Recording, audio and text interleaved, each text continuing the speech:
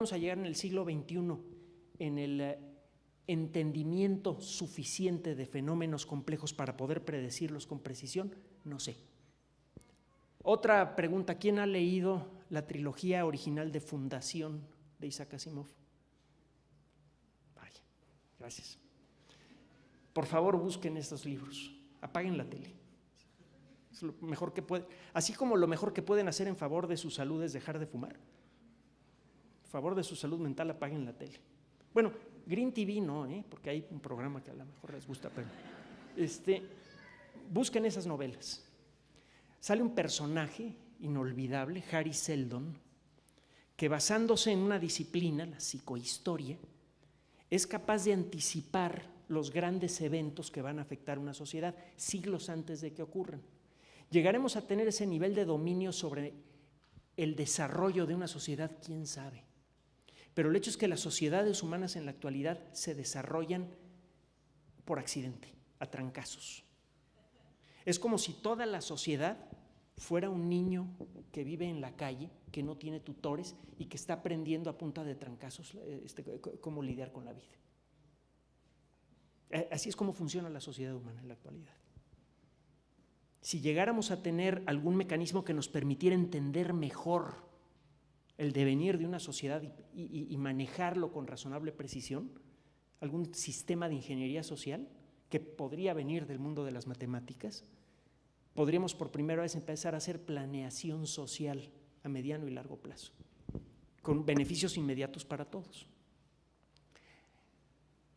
Este último asunto de aquí, el entendimiento inicial de las causas de la lógica, esa frase de Schopenhauer, no es de Schopenhauer, perdón, esa frase de Einstein, es lo más irracional, bueno, se traduce de varias maneras diferentes, esta traducción es libre y es de memoria, pero es algo así como que lo más irracional del universo es que es racional. Lo menos entendible del universo es que es entendible. ¿Por qué el universo es lógico? ¿Qué es la lógica? Es algo que se antoja muy fundamental para entender todo lo que sucede en el universo, pero no la entendemos a ella, no entendemos qué es la lógica. Es probable que podamos decir por primera vez en la historia que entendemos qué demonios significa el término lógica a finales del siglo XXI. Prácticamente todas las ciencias podrían quedar definitivamente ligadas, algo que ya empieza a ocurrir a nivel esquemático, con la ayuda de lo que va a suceder en el siglo XXI en materia de matemáticas. Muchos principios que observamos en el mundo de la física podrían adaptarse para describir fenómenos del mundo de la biología. Quizá el mismo estilo general de matemáticas podría ayudarnos a entender por qué los átomos son como son y por qué las sociedades de organismos vivos son como son. Podríamos empezar a tener por primera vez una visión realmente unificada, aunque sea muy parcial, del universo en el que vivimos. Y finalmente las ciencias sociales. Esto de aquí es un proyecto que en principio se podría realizar ahora. Se viene manejando desde la década de los 70, es una esfera de 500 metros de diámetro, se llama la esfera de Bernal. Podrían vivir allí quizá unas 10,000 personas, estaría en órbita terrestre. Existen desde luego muchos problemas tecnológicos para desarrollar una esfera de estas, pero ¿saben cuál es el verdadero problema insoluble en la actualidad? ¿Cómo meten ustedes a 10,000 personas en una esfera sin que se coman unos a otros? Ese es el verdadero problema. Uno de los problemas más graves para echar a andar los submarinos atómicos en la segunda mitad del siglo XX, submarinos con suficiente energía para generar su propio aire. Esos submarinos pueden permanecer debajo del agua por meses enteros porque utilizan el exceso de electricidad del reactor para descomponer agua y generar oxígeno, y el hidrógeno lo echan para afuera.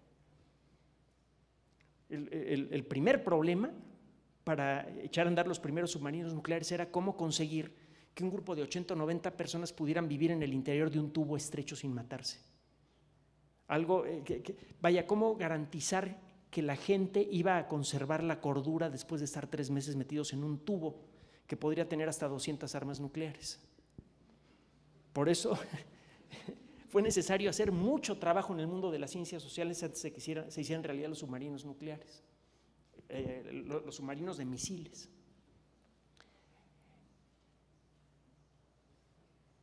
El átomo de las ciencias sociales somos nosotros. Y como ha sucedido con los átomos del mundo de la química, el individuo resulta ser sorprendente, interminablemente complejo. El describir las interacciones entre individuos así de complejos escapa en la actualidad de las ciencias sociales. No es de extrañarse que sea el grupo de disciplinas que más trabajo le ha costado desarrollarse. Y esto es un síntoma del poder de la tecnología que se podría derivar de ella. En términos generales, mientras más tiempo ha tardado una disciplina en desarrollar tecnología útil, más poderosa es esa tecnología. La biología pasó siglos antes de dejar de ser una disciplina puramente descriptiva. Apenas está empezando a funcionar la biología y ya ha logrado multiplicar varias veces el promedio de vida de la sociedad humana, multiplicar muchas veces la capacidad de producción de alimentos, etcétera, etcétera, etcétera. Y lo que se antoja para el siglo XXI, pues ya lo vimos hace rato. Las ciencias sociales tienen un potencial aún mayor, en cierta forma. Podríamos llegar a entender realmente las causas de nuestro comportamiento. Hasta dónde nuestro comportamiento está dictado por tradiciones, por nuestra interpretación de las circunstancias y por nuestra química. Y hasta dónde podemos controlar cada aspecto. ¿Cómo controlarlo? En los últimos años han aparecido algunos indicios muy interesantes. Hay experimentos con ratones a los que les desarrollan un trauma. Cada vez que pasan por un lugar les dan un toque y los ratones se vuelven neuróticos, no quieren pasar por ese lugar. Les borran la memoria del evento y a los ratones se les borra la neurosis.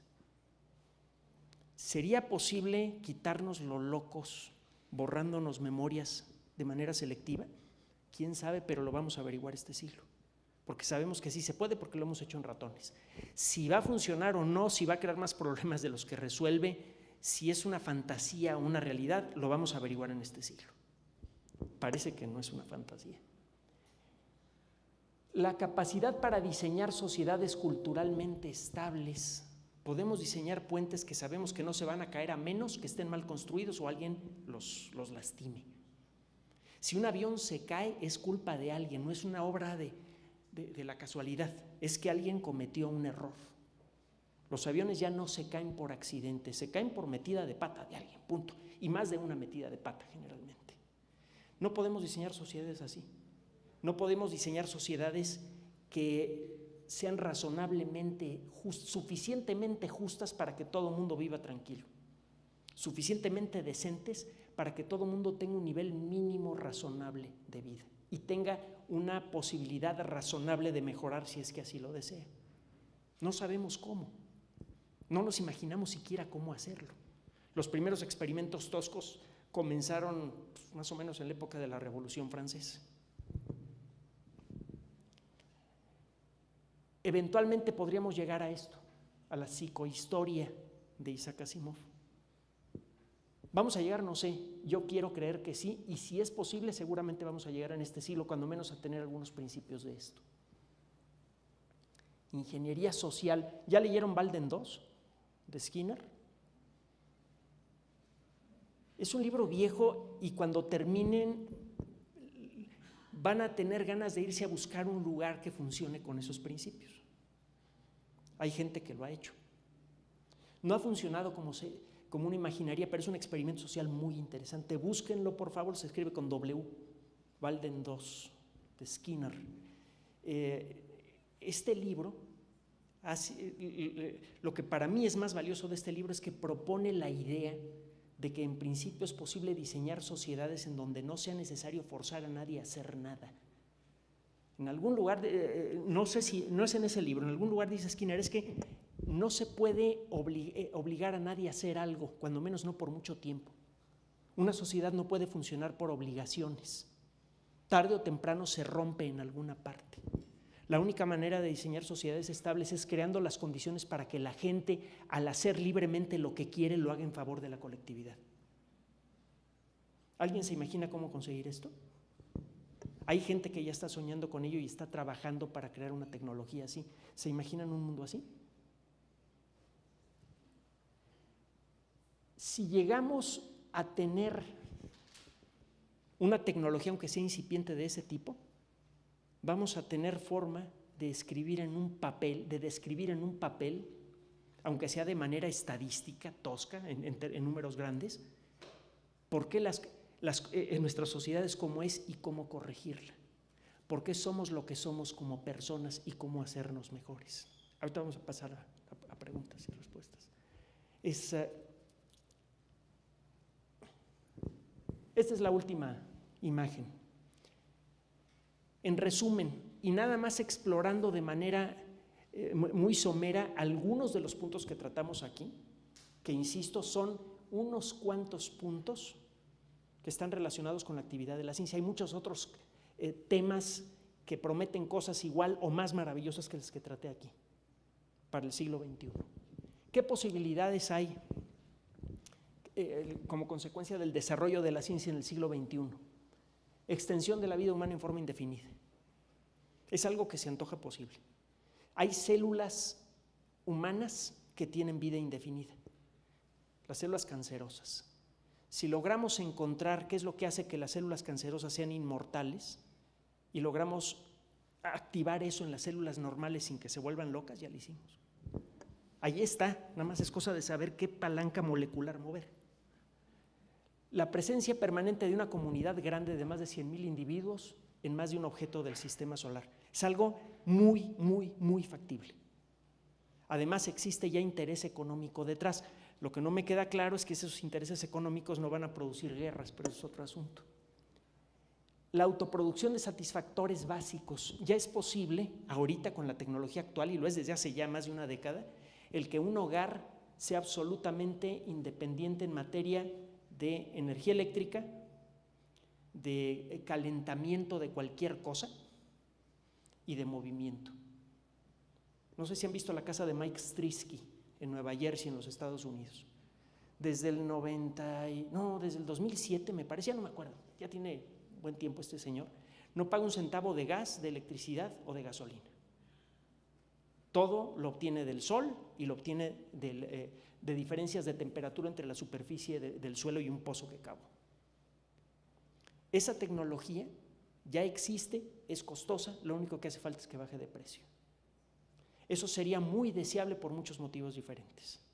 Reduciría el impacto de la sociedad humana en el ecosistema, reduciría la presión sobre el sistema económico de todos los países, reduciría problemas de desigualdad social.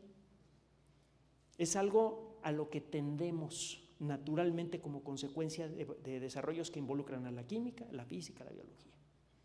Es algo que no vamos a tener que esperar al final del siglo XXI para haber hecho realidad en muchos hogares. La autoproducción, cuando menos, de los satisfactores más básicos. El agua la podemos capturar de la lluvia, la energía solar la podemos tomar del sol, y si se llega a ser necesario podemos crear alimentos con hidroponía en casa. La posibilidad de crear una sociedad con clases pero sin líderes. ¿Saben cuándo creo yo que vamos a poder decir que nuestra sociedad, la sociedad mundial, alcanzó la madurez? El día en que la palabra líder se convierta en una grosería. En la actualidad sentimos, creemos que opinamos como nos gusta. Muchas veces lo que hacemos es escoger a la persona que nos va a decir cómo pensar, el líder. Una sociedad de veras despierta no tiene líderes. Tiene gente cuya opinión valoramos, nada más, pero no tiene líderes. Quisiera creer que a finales del siglo XXI esta palabra o no va a tener significado o va a ser una de esas palabras que uno pronuncia con vergüenza. Esto de aquí, ¿cuánta gente tiene confianza en el futuro? En el futuro a mediano plazo o a largo plazo de su futuro personal o de la sociedad humana. En los sondeos de opinión en los últimos años en muchos países, este asunto parece irse perdiendo gradualmente. La confianza de tener un trabajo razonablemente bueno, que me dé chance de vivir bien y de poder estar tranquilo cuando ya esté yo a una edad a la que no puedo trabajar. La tranquilidad de que mi familia va a poder salir a la calle sin miedo que la secuestren o que le peguen un tiro o alguna cosa de esas. La tranquilidad de que el capricho de una persona o el la ambición de una persona o de un grupo no pueda descarrilar mi proyecto de vida. En la actualidad, los eventos de los últimos 20 años han hecho que mucha gente haya perdido por completo esa confianza. Es algo que bien podríamos recuperar con la ayuda de lo que hace gente como la que está metida en este auditorio. La revelación de la verdadera naturaleza de la realidad. Mejor ni comento sobre esto, mejor piensen. Ahora, peligros, antiutopías perfectas. Otro libro clásico, 1984 de Orwell. ¿Se acuerdan de las telepantallas que vigilan el movimiento de la gente en casa y en todas partes? ¿Se acuerdan del escándalo de Edward Snowden y de las camaritas de las laptops? Mi laptop tiene una tirita de... Y además uso Linux, que sé que es bastante más impermeable a este tipo de ataques. Esto, cuando a Ray Bradbury le reclamaron por haber escrito una antiutopía bellísima pero terrible que es Fahrenheit 451, otro libro por leer que muchos de ustedes espero ya hayan leído, él le responde, es que no estoy tratando de anticipar el futuro, estoy tratando de evitarlo. Si leen ese libro van a encontrar que los hogares están cubiertos con, bueno, cuando menos la sala de estar de la familia está cubierta con unas pantallas gigantes en donde sale una bola de payasos que pegan de gritos. ¿Les suena familiar? Donde la gente no lee porque no quiere. Están los bomberos que son más bien decorativos, que van a quemar simbólicamente las casas de la gente que todavía tiene libros, pero la realidad es que la gente no lee porque no quiere. ¿Les suena familiar eso? En este siglo, o despertamos como sociedad, me refiero a la sociedad humana, o no terminamos este siglo en forma civilizada. El problema de la sobrepoblación es muy grave y se está haciendo más grave cada vez. La extinción de recursos, la desarticulación de la sociedad, porque ya todo el mundo se está volviendo cínico. Todo el mundo sabe que el mayor movimiento económico es realizado por la venta de armas, la venta de drogas, las cosas ilegales. Sabemos que muchas veces nuestros líderes lo son no para llevarnos a un mejor destino, sino para llenarse los bolsillos con dinero que sacan de donde sea. Cada vez somos más escépticos de nuestro propio futuro. Eso o cambia este siglo o despídanse de la vida civilizada. Bueno, si es que esto es vida civilizada, pero no estoy seguro. Esto de aquí, si hay fuertes intereses económicos en la explotación de la luna, por ejemplo, que es algo en lo que China ya manifestó interés, seguramente los Estados Unidos no van a permitir que los chinos lleguen a explotar minas sin ponerse ellos allí también, o los rusos, o los japoneses, o cualquier otro que tenga acceso al espacio. La India, ya ven lo bien que va su proyecto espacial. La cantidad de poder económico que podría salir de la explotación dentro de los próximos 20 o 30 años de objetos cercanos del sistema solar es muy superior al Producto Interno Bruto del mundo en la actualidad, en opinión de algunas personas. Si eso es cierto, ese interés económico va a ir acompañado de una fuerte presencia militar de alguna forma. Entonces, una de las posibilidades es de que la guerra nuclear que se pudo evitar aquí apenitas en los 60s y 70s se tenga en el espacio. El retorno del pensamiento mágico. Lo que ha marcado el progreso de la sociedad humana es el creer que podemos entender las causas de las cosas. La idea de que nuestra vida depende de fenómenos que escapan a nuestra comprensión gobernó a la sociedad humana por casi toda su historia. Dentro del mundo actual, las sociedades que creen eso de manera fuerte e incorporan ese pensamiento en sus leyes son sociedades más atrasadas, aunque se vean muy bien, aunque tengan una bonanza económica en la actualidad muy fuerte. La tienen porque a lo mejor tienen mucho petróleo, por poner algo, por poner un ejemplo. Y de allí sacan mucho dinero para construir edificios muy padres, pero de una manera muy básica se trata de culturas débiles. Una cultura así no produce, solo consume, solo vive de lo que hicieron otros. Si esa forma de pensar se extiende a gran escala, puede suceder lo que ha pasado en los Estados Unidos, que cada vez menos y menos gente quiere estudiar disciplinas como la ciencia, que luego genera nueva tecnología, que luego genera nuevos trabajos. Si eso pasa a nivel global, el resultado va a ser un desastre. Selección natural entre culturas. Los chinos van a ir a la luna. Tienen la capacidad, tienen el talento, tienen la disciplina, el poder económico, tienen todo lo que necesitan para ir. Los Estados Unidos van a arrear asteroides. ¿Les queda bien? Les gustan mucho los vaqueros. ¿Y nosotros? Vamos a estar sentados en la barda con las manos debajo, todos encogidos, viendo cómo todos los demás hacen cosas. La selección natural no es un proceso violento. Es muy raro, para aquellos de ustedes que se metieron a biología, deben saber que es muy raro que exista la competencia directa entre especies. La competencia directa me refiero a patadas y mordidas. La selección natural acaba eliminando a una especie de manera indirecta, porque se queda sin acceso a recursos. En la actualidad ya empieza a suceder eso con sociedades, con países, con conjunto de países. Vea cómo está Latinoamérica. Si este proceso sigue, no quiero imaginarme cómo va a ser Latinoamérica en el siglo XXI, si no existe algo que contrarreste este proceso. Un proceso que produciría esto.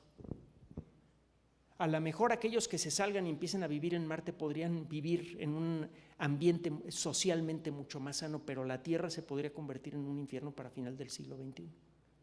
La diferencia entre una cosa y la otra, la diferencia entre que este mundo por primera vez se vuelva medianamente decente para la mayoría o se convierta en un lugar verdaderamente repugnante, en muy buena parte depende de lo que hacen ustedes. El trabajo de toda la gente que se dedica a descubrir cómo funciona la naturaleza, y entiéndase que nosotros somos naturaleza también, es fundamental para crear el entendimiento que necesitamos para crear un mundo mejor para todos. En la medida en la que la gente se dedica a crear ese conocimiento, es que existen esperanzas nada más para crear un mundo mejor. Y un elemento final, no basta con crear el conocimiento solamente sirve cuando la sociedad humana, la sociedad entera sabe cuál es su poder y su alcance, y es la colectividad la que decide cómo aplicarlo. No solamente es necesario que ustedes hagan el trabajo que hacen o que van a hacer en el futuro, es necesario que lo dispersen, que lo divulguen. Muchas gracias.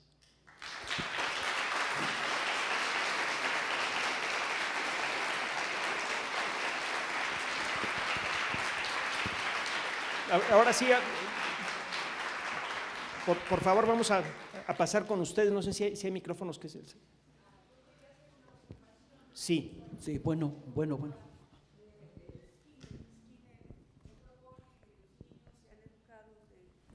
¿Micrófono?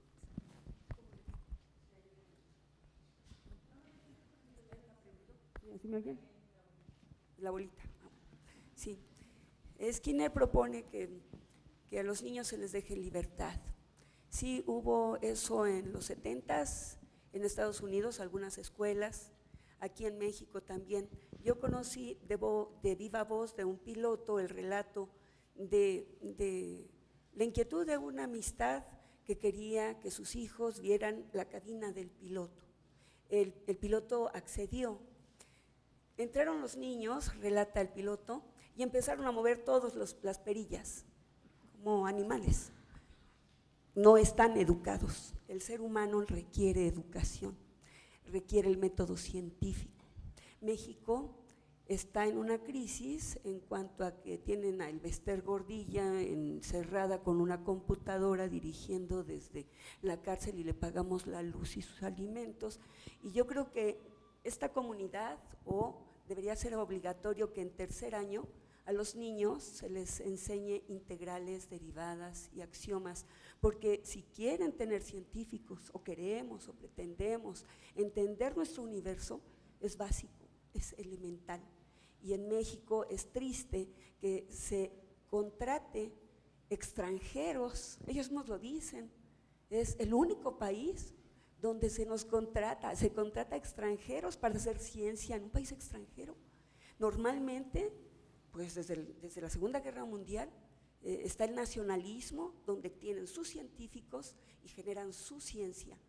Es raro que tengamos una crisis económica en México, hambruna, hambre, y pues los maestros lo que saben hacer es decirle no te muevas de ahí, chiquitín, y ser pasivos.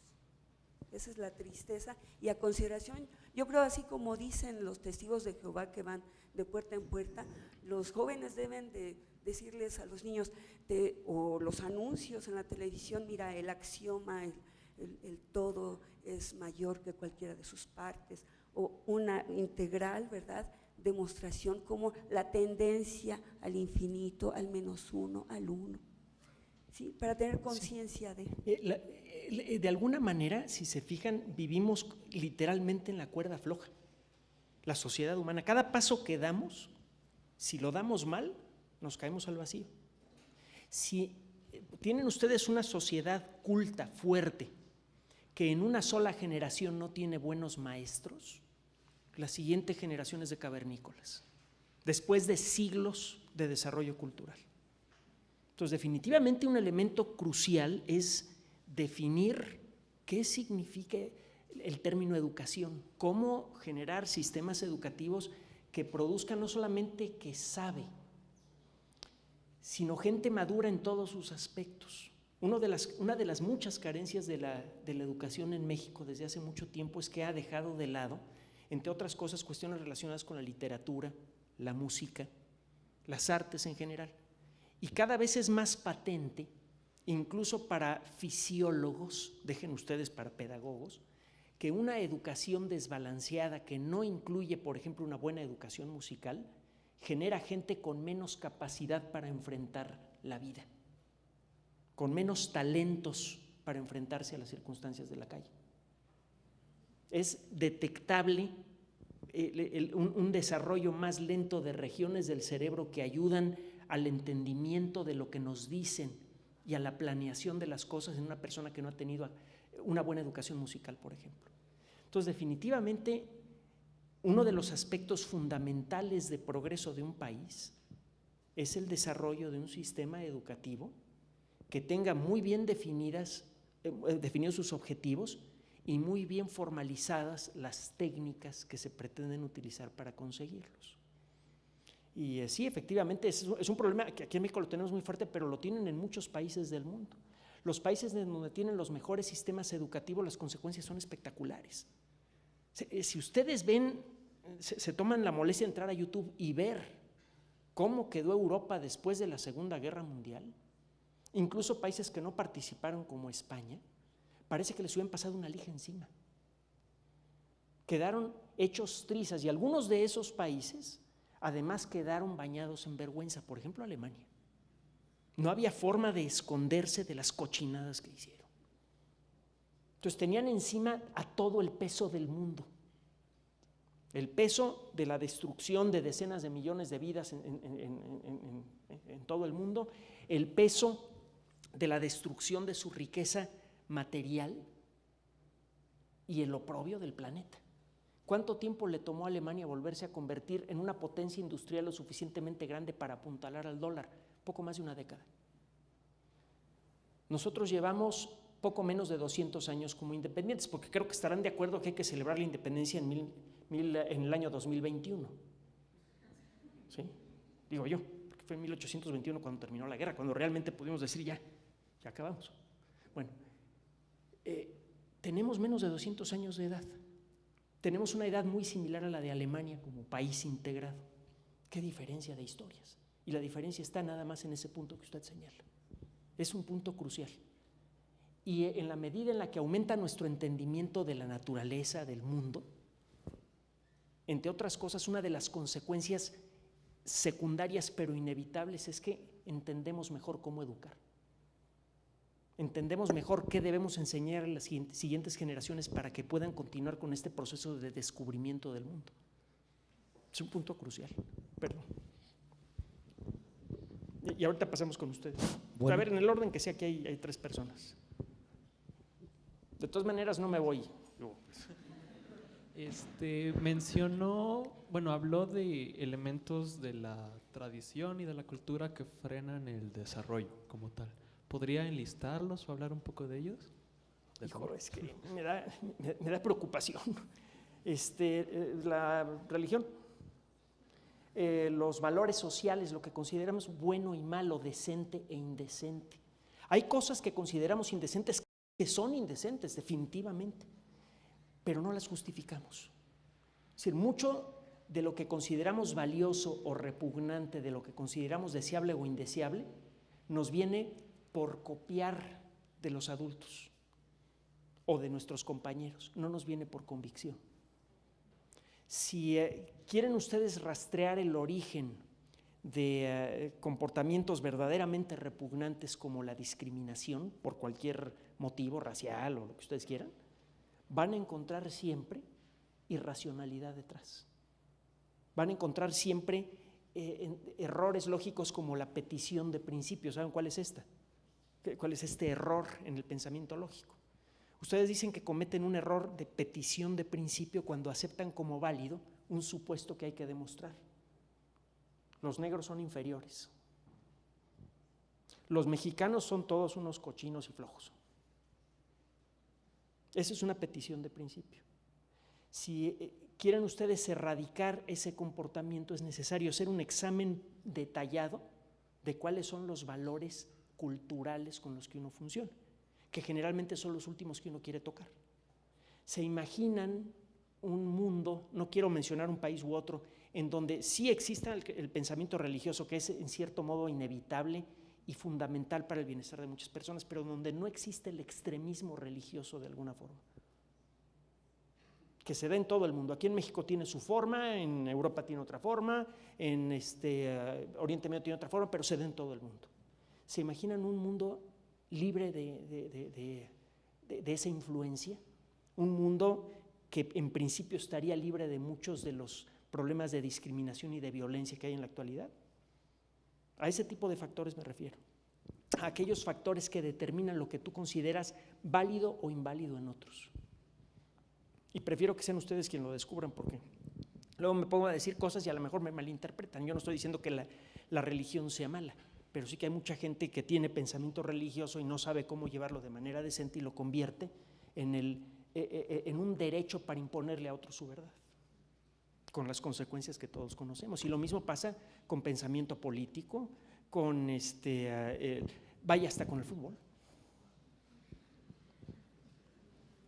Y ya seguimos contigo, perdóname. Sí.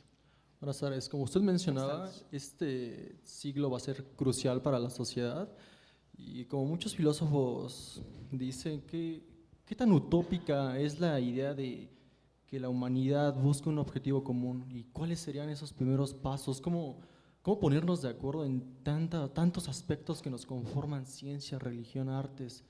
Más o menos. Tú no eres casado, ¿verdad? No, ¿por qué? Se te nota.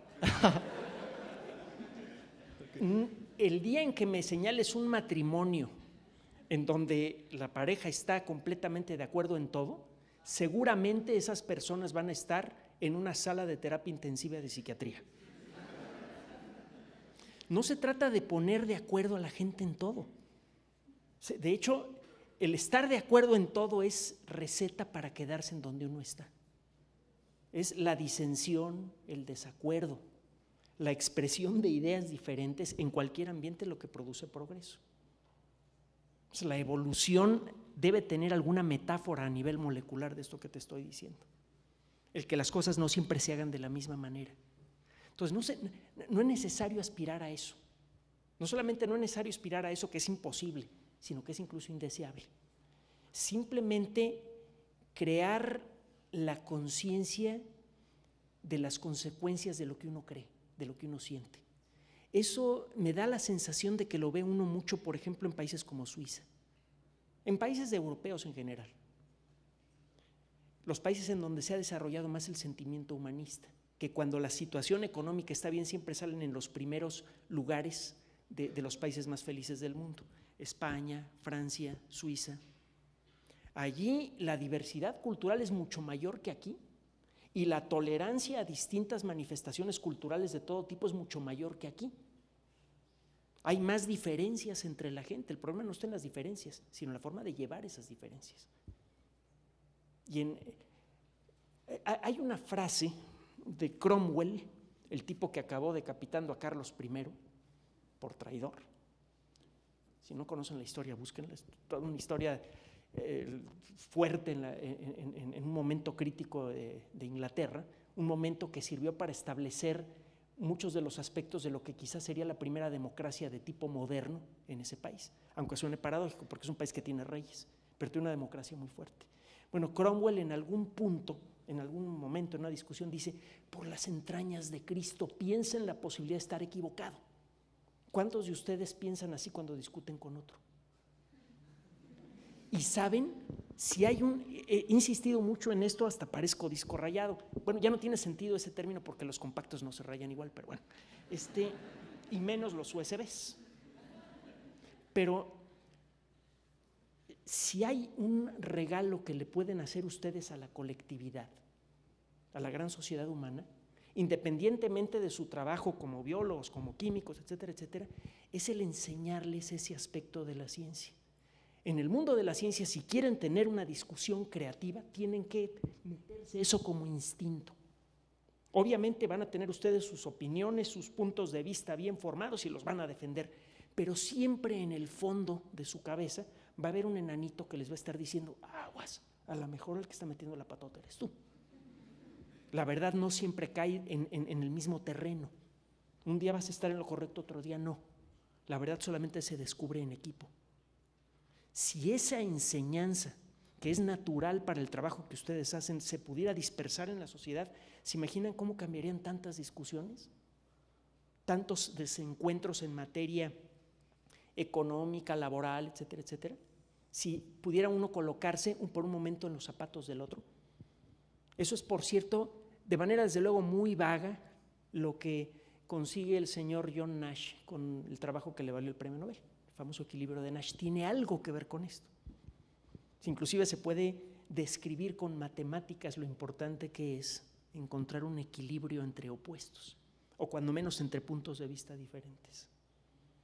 Cuando te cases aprenderás. No duele mucho.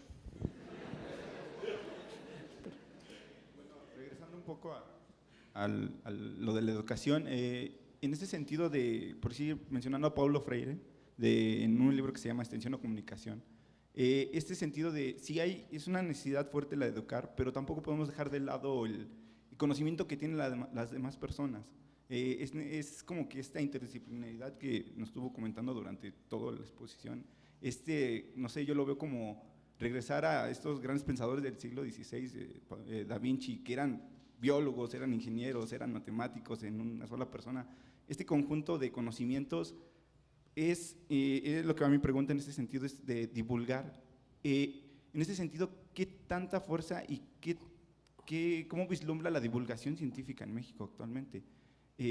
Porque, bueno, a mi parecer a veces se van más por decir, no me gusta decir nombres, el CONACYT en este sentido, invierte dinero en cosas que a veces uno dice, si me dieran el 10% de eso o pudieran darle el 10% a personas que sé que le están haciendo algo grande, se harían cosas mejores. Sí, miren, este asunto es difícil de evaluar. Se ha pretendido en varias partes del mundo formalizar el proceso de divulgación de las ciencias porque es claro que es necesario y que tiene un gran valor social, pero no se le puede someter al proceso de divulgación de la ciencia al mismo tipo de criterios que se utilizan para una actividad académica de otro tipo. Hay diferencias sustanciales entre la docencia, la investigación y la divulgación. Cada una tiene sus reglas, cada una tiene sus requerimientos, cada una tiene sus objetivos. Y es muy difícil crear de la nada a un científico si la persona no tiene ya interés, vocación, elementos que todavía no hemos aprendido a describir con suficiente precisión para recrearlos a gusto. Lo mismo pasa con la divulgación. Entonces, uno de los problemas que están sucediendo en varias partes del mundo es que mucha gente cree que por pasar por un proceso que involucra ir a clases y recibir un diploma, uno ya se vuelve divulgador. Muchos de los divulgadores fuertes de la ciencia han sido personas que han sido llevadas por un lado por una fuerte pasión por comunicar las cosas, que es algo personal, y desde luego por su talento en una disciplina o en varias de ellas. Una persona que nunca fue un científico formal, era un aficionado, era un pastor protestante y que como aficionado resultó ser uno de los divulgadores más exitosos de toda la historia, es Carlos Darwin. Ya existían carreras formales de ciencia con otros nombres en Inglaterra en el siglo XIX, pero Darwin no daba pie con bola. Hasta que después de muchos esfuerzos su padre, ya desesperado, logró conseguir que siguiera una carrera religiosa para ver si se agarraba a una iglesia y de ahí vivía de las limosnas. Ese era el objetivo. ¿Cómo decidir qué esfuerzo de divulgación es exitoso o no? Es muy difícil. La única, quizá hay que juzgarlo por los resultados, y lo mismo pasa con otras actividades académicas. En el mundo de la docencia, un profesor es exitoso cuando consigue, hay una frase que decía mi papá y nunca pudo acordarse de quién la dijo. En el mundo de la academia, un profesor es exitoso cuando sabe, cuando puede hacer saber, perdón, ¿cómo dice? Es saber hacer y hacer saber. Cuando una persona tiene esas tres cualidades, se convierte en un profesor extraordinario. En el mundo de la investigación científica se requieren otro tipo de talentos que no están necesariamente peleados con los de la docencia, y tienen el caso de Feynman, ¿no? Pero se requiere otro tipo de talentos, un cierto instinto por encontrar el camino más lógico para explicar un fenómeno natural.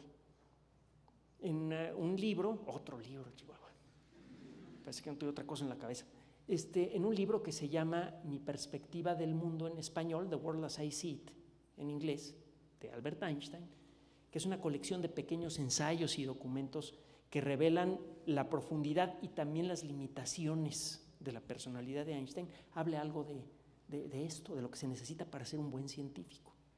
Y para ser un divulgador se necesitan otro tipo de cualidades.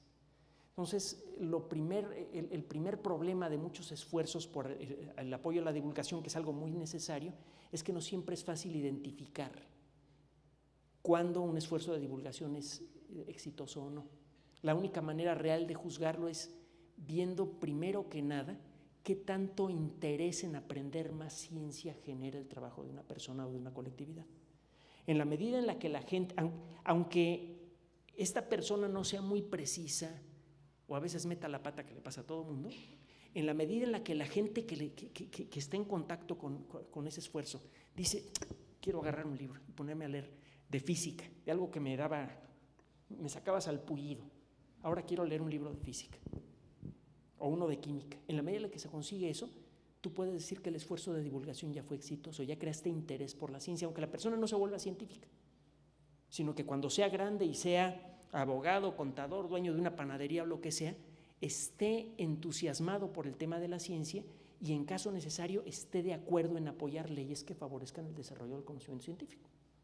Entonces ya conseguiste una buena parte de lo que debe buscar un divulgador. Entonces, si quieres evaluar cuándo un esfuerzo de divulgación es exitoso o no, tienes que evaluar esto. El anticipar cuándo un esfuerzo va a ser exitoso no es más difícil. Cuándo una persona va a poder dedicarse bien a la divulgación de las ciencias o no, cuándo una revista o un programa de televisión o cualquier otro esfuerzo va a tener esa consecuencia, es muy difícil de calcular. Lo importante es no dejar de intentarlo. Obviamente con una forma más o menos sistemática, pero lo importante es no dejar de intentarlo. Y ojalá y CONACYT siga intentando. Es muy importante. Bueno, y la UNAM también, que hace un esfuerzo muy grande y muy tangible, ¿no? Primero acá y ahorita. Bueno, yo lo que quiero es hacer un comentario respecto a la pregunta que usted hacía de ¿se imaginan una sociedad sin líderes? En ese momento me remití al caso del movimiento zapatista, donde ahorita está tratando pues de establecer pues sus comunidades en donde no hay liderazgos centrados en una persona, sino que la autoridad, digamos, se va distribuyendo entre cada uno de sus integrantes. Entonces me parece como un ejemplo que entiendo que ha ido como inspirando en diversas partes del mundo, y me parece que puede ser un ejemplo, quizá un ejemplo paradigmático de esa sociedad sin líderes, o por lo menos donde todos tenemos un liderazgo más o menos equitativo, ¿no? Claro, y existen muchos casos de comentarios similares en relación, por ejemplo, a las antiguas culturas indígenas en el norte de los Estados Unidos. Es por eso que la aniquilación de esas culturas ha sido un desastre para todos, porque probablemente en la forma en la que operan, en sus valores sociales, hay alguna clave que nos podría ayudar a salir del pantano en el que estamos. Un país en donde existe un ejercicio muy fuerte de la opinión personal y que incluso puede hacer que una persona, si justifica bien su causa, pueda no obedecer una ley, es Suiza. En Suiza sí hay una ley que uno siente que es injusta y puede describir con precisión las causas de por qué uno considera esa ley injusta, siempre y cuando desde luego no sea una cosa extrema, uno puede desobedecer y puede ir a la corte y ganar. Es el ejercicio de la democracia en Suiza y en el norte de Europa es muy diferente a lo que nosotros consideramos democracia. Y un buen punto de partida para tratar de buscarle una salida a la situación que tenemos aquí en México sería tratar de entender un poquito más lo que sucede en comunidades como grupos indígenas en distintas partes del mundo, grupos independientes hasta cierto punto marginados de la sociedad que tienen su propia organización, o países que tienen una forma completamente diferente de pensar a la nuestra. Ese es un punto muy importante. Perdón, aquí hay Ya. Sí, ok. Yo quería comentar sobre la importancia de la imaginación.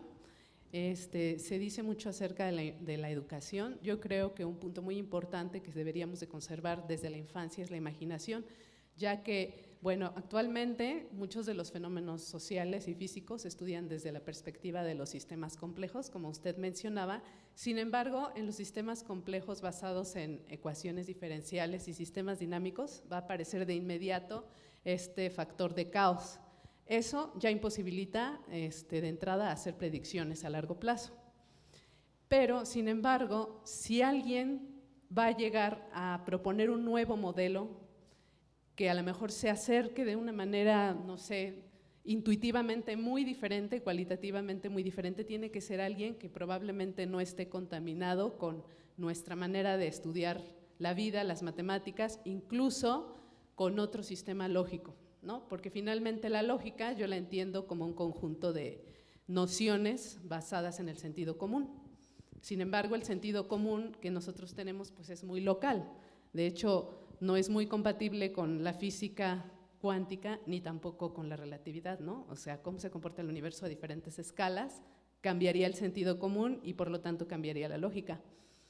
Y bueno, pues el problema que yo sí veo generalizado en todo el mundo, pues es que los niños ya están muy limitados en su imaginación por el bombardeo de, pues no sé, de los medios de comunicación. Ven las mismas caricaturas en todo el mundo. Y entonces, pues eso es lo que es verdaderamente lamentable, ¿no? Es algo que se tendría que combatir. Yo me acuerdo que por lo menos nosotros teníamos chance de leer pasajes de libros y en nuestra cabeza imaginar muchas versiones, ¿no? Diferentes, ¿no? Y eso era pues algo que ahora ya yo he visto que se está perdiendo, ¿no? De repente cuando he tenido contacto con grupos de niños o de dar clases de música o de matemáticas o lo que sea, veo que eso se ha perdido y es muy grave. Sí. Ahora, otra cuestión acerca de la ingeniería social que me pareció muy interesante, pues es que tendríamos que tomar en cuenta en los nuevos sistemas educativos muchos estilos de aprendizaje, porque actualmente solamente se toman en cuenta, o sea, se privilegia como a cierto estilo de aprendizaje basado en la razón, y desgraciadamente ya no escuchamos a la intuición. Por ejemplo, muchas personas, yo creo que la mayoría de nosotros tenemos una fuente natural de conocimiento, un talento natural. Puede ser para el aspecto social, puede ser para los aspectos matemáticos y puede ser para otro tipo de aspectos que no me imagino, ¿no? Y en la medida que nosotros fomentemos esta libertad del niño de escoger su manera de aprender y su manera de interactuar, en esa medida será posible la construcción de una sociedad como la que usted mencionaba, utópica del libro, ¿no? Claro. Donde nadie va a estar obligado a hacer las cosas hacer algo positivo, algo que sea benéfico para el bien común, sino, bueno, ya dije algo que va a ser por convicción. Sino que va a ser por convicción porque realmente creen eso, ¿no? A ver, ¿qué más tenía que decir? Apunté muchas cosas muy desordenadamente, perdón. Bueno, y pues también… Bueno, cuando menos tú anotas, porque yo también soy desordenado, pero… También, pues mi compañera dijo algo que me pareció muy interesante, ¿no? Y a mí me gustaría a lo mejor que pudiéramos distinguir entre liderazgo y autoridad, porque creo que el liderazgo es un rasgo natural de ciertas personas que puede ser muy positivo, pero autoridad definitivamente es algo diferente. Esa es la palabra que a mí a veces me causa un mal sabor de boca, ¿no? Porque entonces cuando hablamos de autoridad ya estamos hablando de alguien que impone criterios, y en cambio un liderazgo puede ser un liderazgo positivo porque puede apoyar en algún sentido al crecimiento de su comunidad. Probablemente el liderazgo, yo la verdad no creo que pueda desaparecer, porque eso se da de manera natural y se percibe desde el kinder. O sea, es un rasgo que distingue a la sociedad humana, ¿no? Y bueno, en cuanto a la divulgación de la ciencia, yo siempre he creído que, bueno, a mí me dijeron una mentira desde la primaria, y es que nos hablan de que el ser humano ha logrado, ha evolucionado, ha alcanzado, y no es cierto. O sea, son unos cuantos los que han evolucionado, son unos cuantos los que entienden, son unos cuantos los que quieren interactuar, por ejemplo, respetando las demás formas de vida en el planeta, etcétera, etcétera. Sin embargo, la divulgación de la ciencia sí contribuye a homogeneizar un poco más ese avance. Sí. Entonces, bueno, pues yo creo que ese es un gran logro y de la divulgación de la ciencia y una gran justificación, ¿no? Y bueno, pues felicitarlo a usted por su labor. Yo creo que en parte gracias a ustedes que yo vine a estudiar matemáticas a esta facultad, así que se lo agradezco. No, al revés, el agradecido soy yo. A ver, algunos comentarios breves. En un sentido muy fundamental, la lógica es una. Es un asunto que nos llevaría más tiempo del que tenemos para discutirlo, pero no pueden existir dos líneas lógicas que sean completamente lógicas y que sean incompatibles entre sí, a un nivel muy fundamental. El problema es que con la lógica está pasando lo que está sucediendo, por ejemplo, con la genética.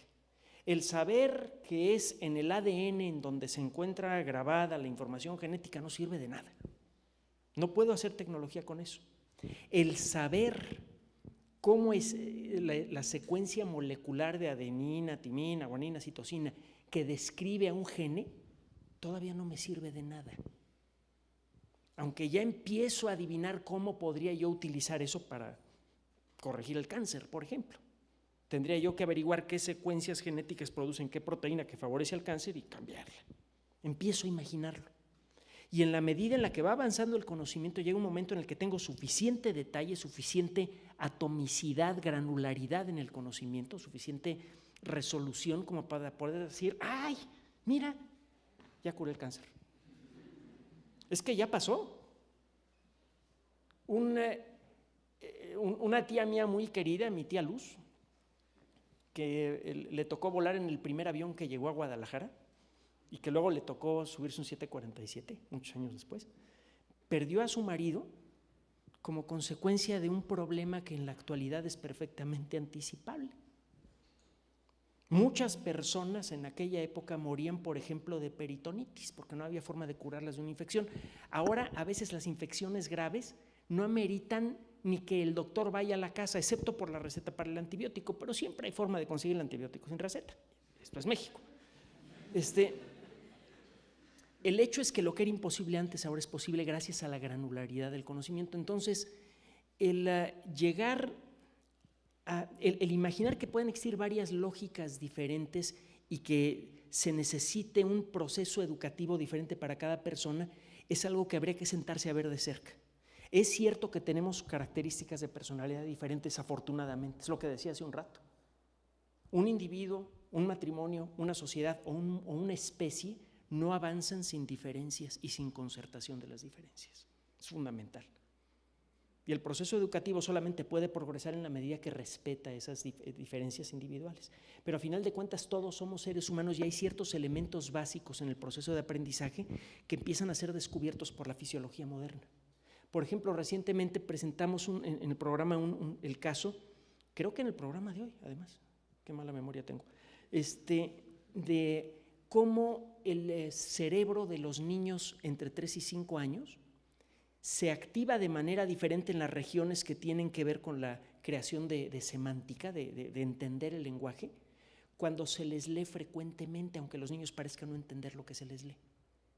Si se les está leyendo continuamente en edad preescolar, se desarrolla y es visible en el sistema de resonancia magnética funcional cómo se activa más fácilmente la parte del cerebro que sirve para crear contenido lógico. Entonces debe haber mecanismos que todavía no hemos acabado de descubrir y que espero que se descubran en este siglo, que permitan detectar las circunstancias que generan el proceso de aprendizaje, que permiten que una persona empiece a crear una imagen lógica coherente de su mundo. Y definitivamente ese proceso tiene que considerar las características de cada individuo. Uno de los primeros indicadores de lo primitivos de los sistemas de educación actuales es que tratan a todo el mundo de la misma manera. Ese es un punto fundamental. Con respecto a otras cuestiones, hay desde luego mucho que decir. El crear una sociedad decente va a involucrar crear una sociedad desigual. No importa que sea desigual. Se ponen a pensar, no importa en un momento dado que existan algunas personas que viven en una situación fabulosa, mientras que sus actividades no sean lesivas para el ecosistema y mientras que su afluencia económica no implique la pobreza de otros. Al final de cuentas, lo que va a generar un nivel de estabilidad en la sociedad es la sensación de que mañana voy a poder vivir cuando menos tan bien como vivo hoy. Y que si quiero mejorar mi situación, tengo una buena oportunidad de hacerlo. Se consiguen esos elementos, por primera vez en la historia del mundo vamos a tener una sociedad feliz. Entonces, muchos de los señalamientos que haces revelan lo mucho que hay que aprender en detallar las causas de los fenómenos que nos involucran. Cómo aprendemos, cómo nos involucramos con el mundo. ¿Qué necesitamos para crear una personalidad balanceada? Son cosas para las cuales no tenemos respuesta o tenemos respuestas muy vagas. Respuestas como que es en el ADN en donde se encuentran los genes que producen el cáncer. Nos falta el detalle. Pero pues, creo que vamos por buen camino. Y muchas gracias. Sí. Bueno, la pregunta es la siguiente. Sabemos que la especie humana se originó en África. ¿Y qué es lo que pasó? Que no todos estamos como al mismo nivel de conciencia, digamos, de pensamiento inteligente. O sea, ¿por qué Europa conquistó América y no América conquistó Europa, por ejemplo? Si se supone que todo nació al mismo tiempo, digamos, y estuvimos evolucionando, ¿por qué no pasó al revés? Si tú comparas muchos aspectos, es una de las muchas respuestas a tu pregunta que es muy importante. Si tú comparas la estructura social general de la sociedad maya a principios del siglo XVI con lo que era la estructura social de Europa a finales del Neolítico, vas a encontrar muchas equivalencias. No vas a encontrar sociedades iguales, pero sí son sociedades en muchos sentidos equivalentes. El por qué el primer combate que tuvieron los españoles, que fue por cierto con los mayas, acabó con una goliza como la que mi abuelo le metió a la América antes de que comenzara la liga de fútbol. Que mi abuelo jugaba en el Atlas antes de que hubiera liga, hace ya sus añitos, y le ganaron a la América 18-0. El por qué le pasó el equivalente a los mayas es explicable únicamente por la diferencia cultural. ¿Qué diferencia hay entre tu persona y la de una persona que está trabajando en el CERN descubriendo las causas del origen del universo. ¿Qué diferencia hay entre cualquiera de ustedes y Albert Einstein? Alguna vez llegamos a tratar de buscar esa diferencia en la estructura del cerebro. Ustedes saben que Einstein donó su cerebro, es la única parte del cuerpo de Einstein que sobrevivió. Lo demás pidió que lo cremaran y lo tiraran en el primer río que encontraran. Y eso fue lo que hicieron. Y lo que dijo, bueno, con otras palabras, dijo, no, se quieren quedar con mi cerebro, quédenselo. Van a encontrar que es igual de ustedes, solo que está usado. La única diferencia. ¿Cuál es la diferencia? Y hemos usado el ejemplo en el programa, entre que esta computadora sirva para jugar al breakout o sirva para calcular las condiciones que ocurrieron pocos segundos después del Big Bang. El programa, el software, la cultura. Una frase que frecuentemente acaba llegando a la cabeza cuando pensamos en estas cuestiones es la de Ortega y Gasset. Usted es usted y sus circunstancias. ¿Por qué no vemos con frecuencia a personas como Einstein aquí en México? ¿Por qué no hay muchos ganadores por qué no tenemos un solo ganador del Premio Nobel en Ciencia que se haya educado y trabajado en México? Si hay una persona que ha ganado el Premio Nobel de Química, pero porque trabajó en Estados Unidos. Y esto no lo digo yo. Cuando le acababa de llegar la noticia de la recepción del Premio Nobel, nos concedió una entrevista y comentó algo al respecto. Recibió muy buena educación aquí, pero aquí el ambiente de investigación simplemente no daba el ancho para hacer el trabajo que hizo y que, por cierto, salvó al mundo.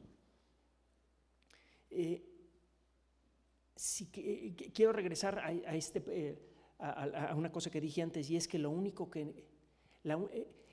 brinquito que tenemos que dar aquí en México para convertirnos en una sociedad de primer mundo es cultural.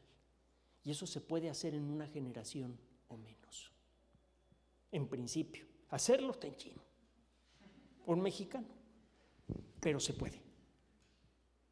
La única diferencia es el entorno, los valores sociales, lo que en conjunto y de manera inconsciente consideramos valioso, deseable, practicable, y lo que consideramos aburrido, imposible.